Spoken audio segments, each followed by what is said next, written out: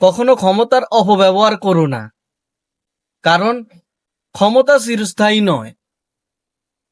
আজ তোমার হাতে আছে, কাল অন্যের হাতে যাবে।